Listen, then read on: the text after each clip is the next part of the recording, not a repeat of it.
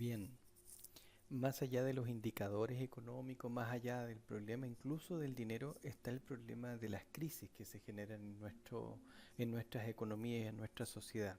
Pareciera ser que los quiebres económicos son una tensión necesaria dentro del sistema económico en el que vivimos.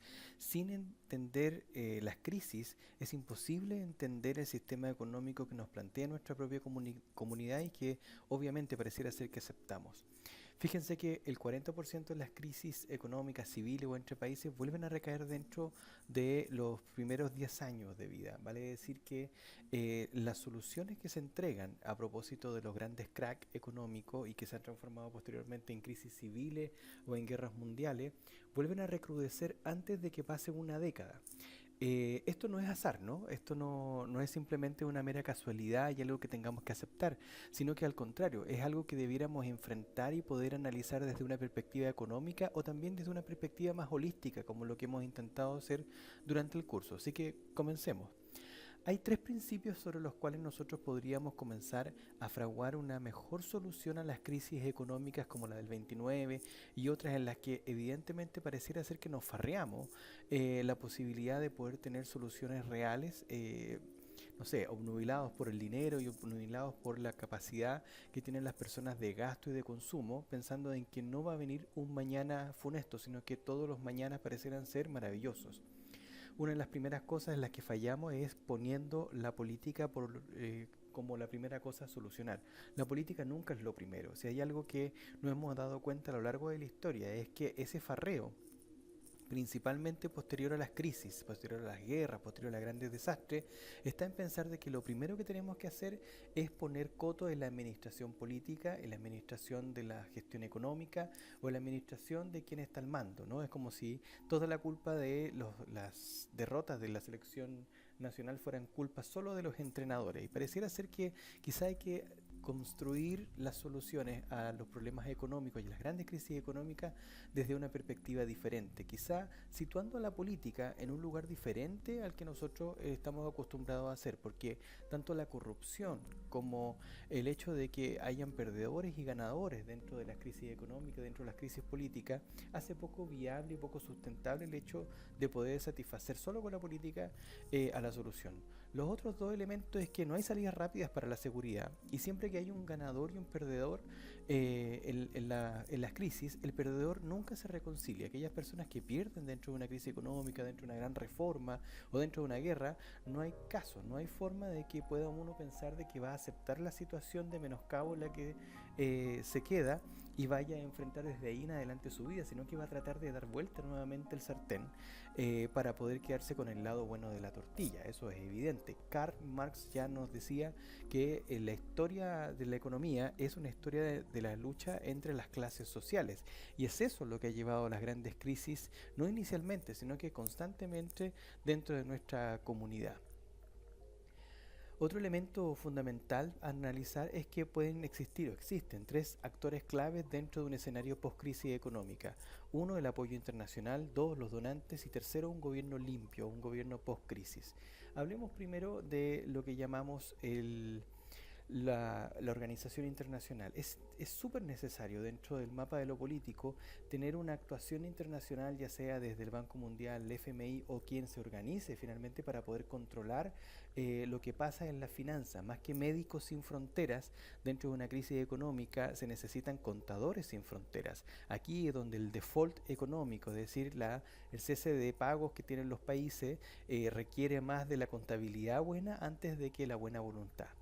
Pero sí se hacen necesarios los acuerdos o pactos de compromiso recíprocos, revisables y obviamente medibles. Sin esa posibilidad, a los organismos internacionales se les hace muy difícil poder tomar una decisión o control finalmente de lo que está pasando dentro de una economía o dentro de un país.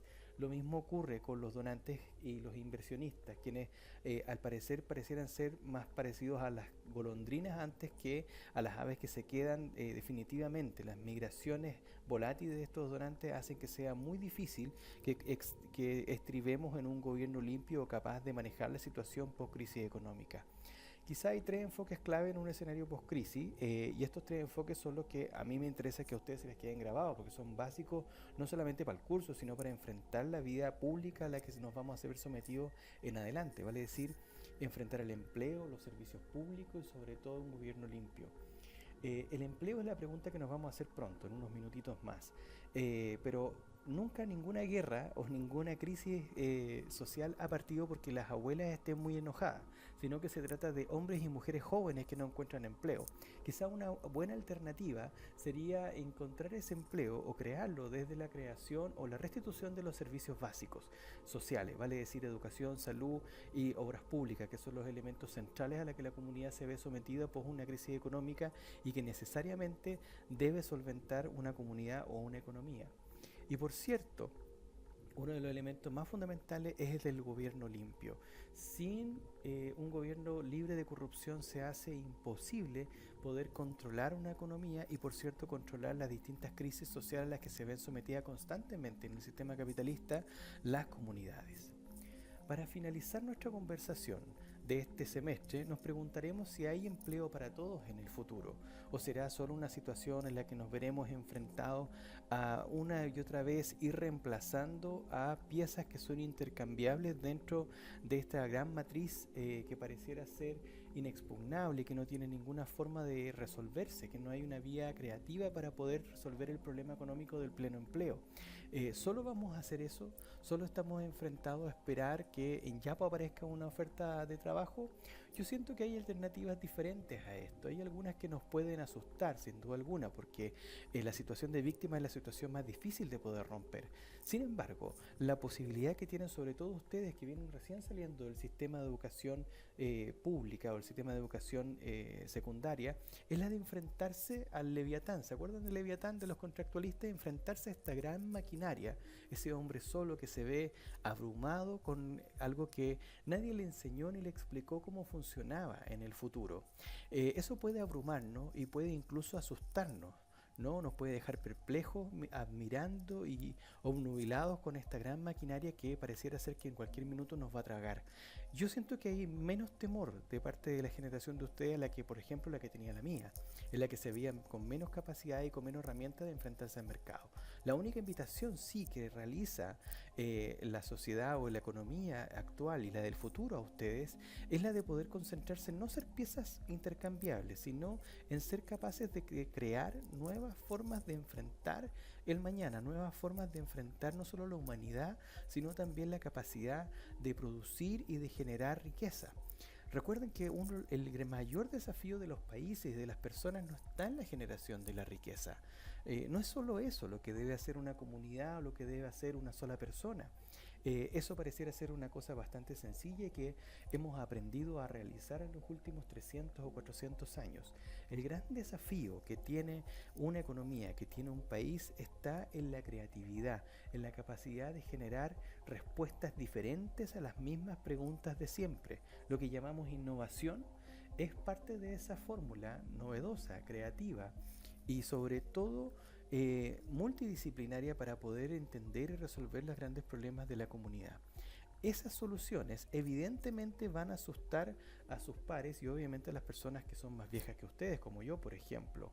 Ese enfrentamiento con el futuro que tienen necesariamente que hacer en los próximos años, más que asustarles, chiquillos, debiera ser una nueva fórmula para poder entender cuál es su verdadero rol en nuestra comunidad y cuál es el minuto en que tienen que hacerse cargo o responsables o capitanes de su propio destino, o héroes finalmente que tienen que mirar a los ojos al futuro y perder el miedo a esto. Sin esto es imposible crear el mundo del mañana, ese mundo al que estoy seguro que ustedes quieren sentirse invitados y quieren sentirse actores fundamentales dentro de su construcción.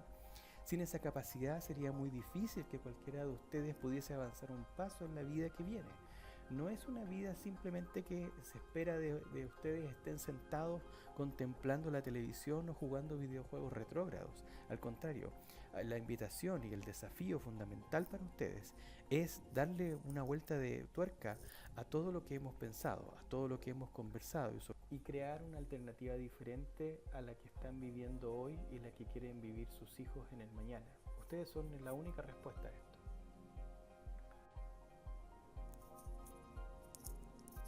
Y ya que se van, adiós amigos.